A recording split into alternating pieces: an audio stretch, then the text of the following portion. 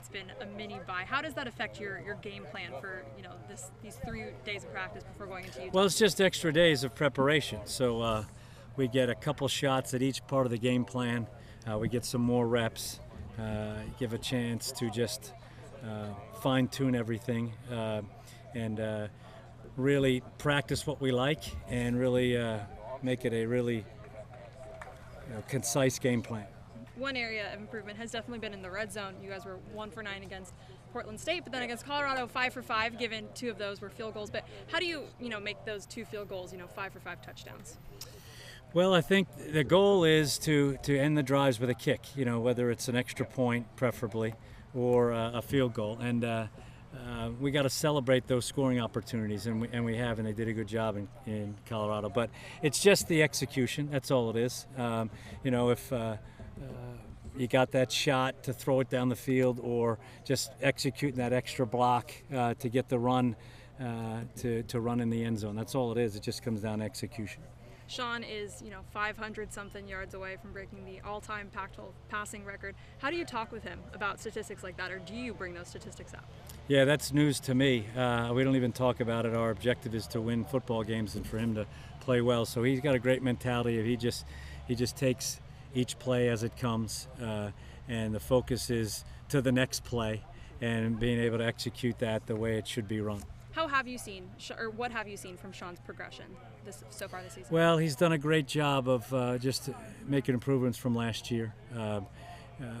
The ability to extend plays by moving in the pocket, and also not only getting the ball to the checkdowns on time, which he did a great job against Colorado and San Diego State, but also when he has to move in the pocket or scramble, keeping your eyes downfield and getting a big play like he did to Hunter versus Colorado, which was a big play in the game.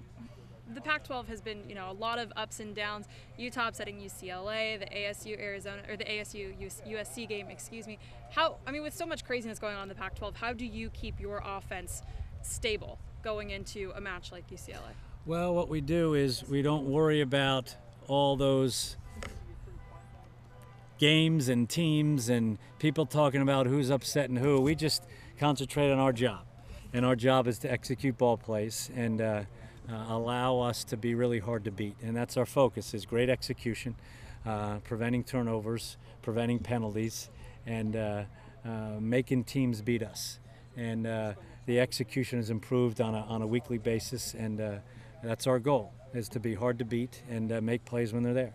Utah has a very strong front seven. What are you seeing from them right now? Well, they are a good team. They have good players up front. They have active linebackers. They have an aggressive scheme. So it's going to be quite a challenge for us. And we got to be really sure with our protection. The quarterback's got to get the ball out when we throw it. The back's got to be locked in. The tight end's got to be locked in with protection. And it all fits together. The receiver's got to get open on time, so the ball can be delivered on time. So it all works together. Everybody's responsible for it, and I keep saying it, but it just comes down to everybody doing their job and executing. I saw that Gavin Andrews was back on the O-line today after a sprained ankle. How confident are you in the offensive line, though, with still a few holes going up against a front seven like Utah? Well, they've done a great job.